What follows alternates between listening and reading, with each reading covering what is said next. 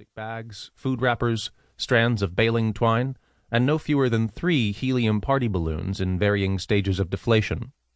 "Happy birthday," one still read, shaking feebly at the end of its tangled ribbon. At the time, I compared the litter to fruit, a strange harvest so deep in the wilderness, 50 miles from the nearest sizable town. Decades later, I can still picture that tree, and it still strikes me as a potent symbol for our far-reaching impacts on the natural world. But I recognize now that the problem wasn't so much in what the windy air had deposited, it was in the air itself. 2 months after that hike, I collected my undergraduate diploma and began a career in conservation biology. By chance, my graduation day occurred just as delegates were gathering for the 1992 Earth Summit in Rio de Janeiro, Brazil, where they would introduce and sign the first international treaty on climate change. It wasn't a new concept.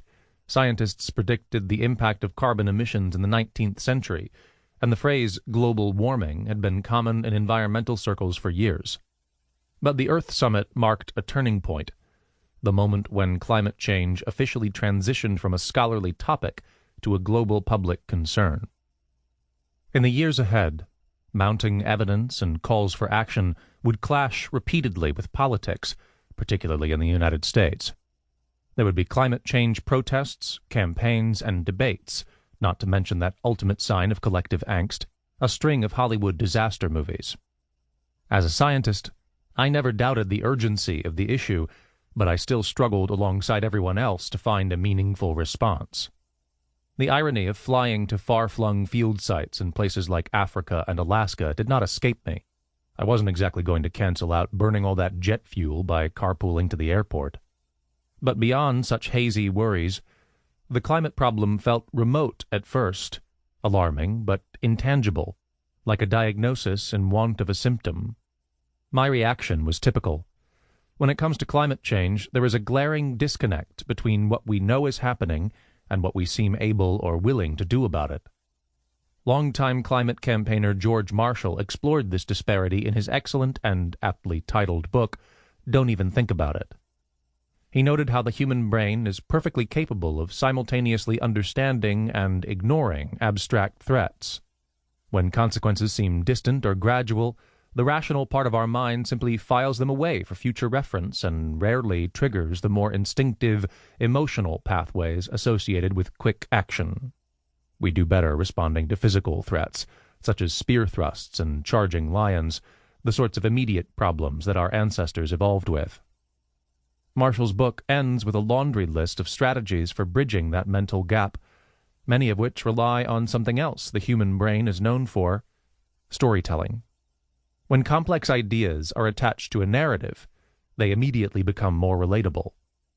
There is a reason why Plato framed so many of his philosophical dialogues around the drama of the trial of Socrates, and why Carl Sagan chose to teach astrophysics from the glowing deck of an imaginary spaceship.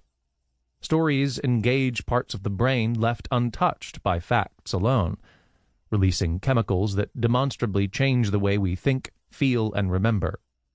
Learning about climate change is no different, and much of how we understand and act upon it will ultimately boil down to stories, those we tell, and, in another sense, those that it tells to us.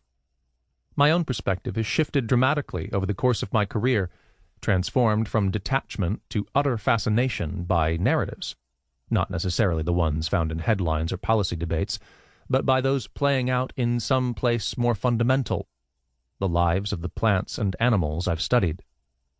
Like biologists everywhere, I've watched climate change leap from background to forefront in project after project, because while people may have spent the past 30 years struggling to even think about a response, every other species on the planet has simply been getting on with it. Their reactions remind us that the outcome of every future climate scenario, no matter how complex or contentious, relies ultimately on one thing: how individual plants and animals respond to change.